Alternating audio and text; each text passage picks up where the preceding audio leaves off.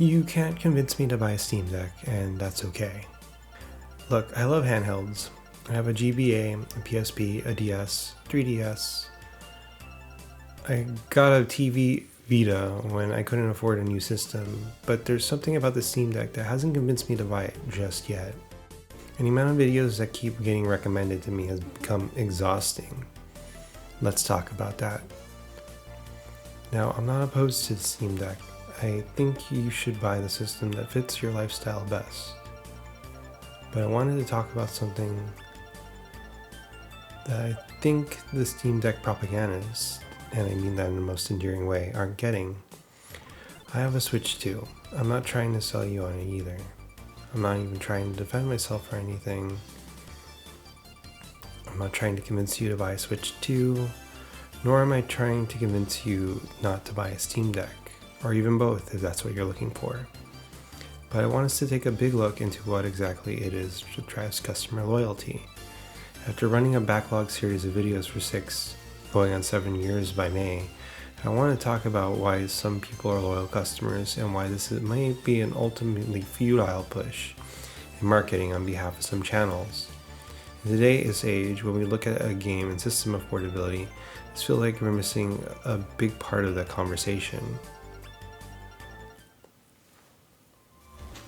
Anyways, customer loyalty. What builds customer loyalty? Is it good sales, a reward system that keeps you coming back?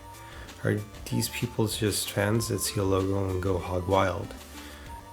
These are just pennies on the dollar when you think about it. Sure, sales can save you money hand over fist, but if you always go with them, you're missing out on the time the game might be most popular.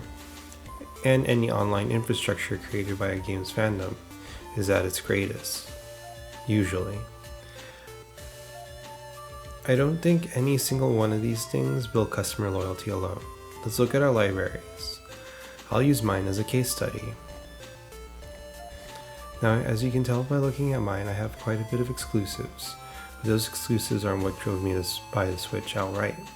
While I did buy one for Breath of the Wild, ARMS, and Splatoon 2, the thing that kept me coming back was Mega Man and Pokemon. You see, I'm a Mega Man fan, and collecting physical Mega Man games is my hobby. I like playing Mega Man games on the go, and since I was a huge fan of the Battle Network series, that improved my positive image of Nintendo alongside Capcom over time. So while I had to wait for the big 2023 to get that particular collection on my collection, I was hooked by sheer brand association alone. Sure, I could play this game on the Steam Deck or an emulator, and I own it on Steam in case I ever decide to become a masochist and join a session of the N1 Grand Prix. But I played it a lot less on that one than on the Switch version of the game. And despite the online being somewhat dead in all platforms, the Switch one has the healthiest online ecosystem of the three. There's also the fact that I have about 3,000 Pokemon on my Pokemon Home account. Despite the quality of the games, I find the challenge of completing the Pokédex rewarding every single time. So I do it every single time. I also have a collection of unrivaled Mightiest Mark Pokemon from the Scarlet Violet 7-star raids that I'm quite proud of. I figured that in a lot of ways some Steam players might feel like this about their Steam collections. Sure, it's a bit easier to cheat in unapproved ways and you can customize it any way you want with mods. Steam Deck is like the Android to Nintendo's Apple. I personally prefer Apple due to the AR kit, but I understand the Android has almost all but bridged the gap on that. While I do collect physical games, even I buy digital ones, particularly for games that are only available as game key cards, or games that I have a passing interest in. There are also the case of some games that get physical runs down the line, like Intercreate's Gunvolt, Master Blaster, and other series of games that tend to follow this release schedule. While I'm a huge fan of Intercreate's, this sale price, digital only release now, premium price, complete physical release later, is probably ideal. I wish more game companies followed it. Anyways, those are not the only things that build customer loyalty, right? We didn't even get into the old gold point system. This was a system that gave you cents on the dollar off your purchase. Thing is, those points add up, and you buy a lot of games, they add up even quicker. All of this contributes to the growth of my library, plain and simple. The added bonus from signing up for online greatly increased the chance of being a loyal customer, even if it was to my detriment in some cases, as what happens with the Nintendo Switch tasks that sometimes gets applied to ports of games. Why did I make this video anyways? I'm wondering to myself at 5 AM on a Monday as I write this. It's less than ideal, but I guess I'm just tired of seeing the same videos flooding my feed lately. Like, alright, I get it. You don't like Nintendo, you don't like Switch, you love your Steam Deck. Do you really need 200 different videos of people justifying their purchases? Do all these reviews at this point matter in the long run? If a Steam Deck 2 is around the corner, do we all need to focus on the current Steam Deck? Can we even convince a person like me to switch over? I just don't think so. It's a losing battle. This goes for all the feel-good retro videos I've been seeing lately too. Stuff about hacking your 3DS, which I don't think you should do if you honestly value your machine. You should just get an Iron Thor instead.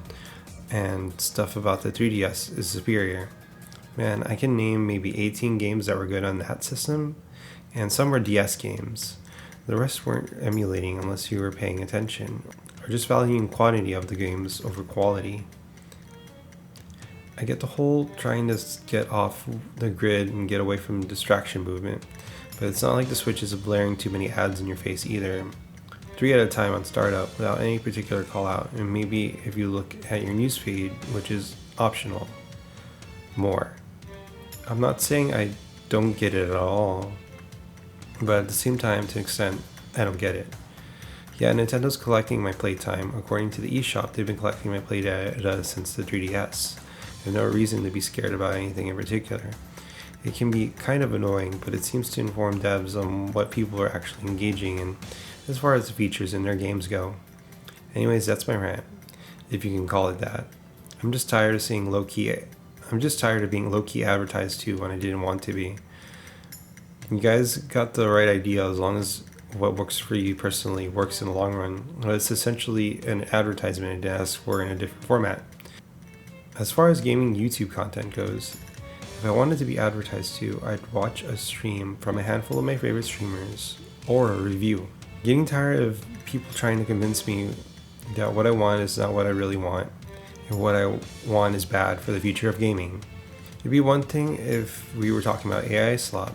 It's another when we were just talking about how we can't afford a $500 handhold and are trying to make it someone else's problem.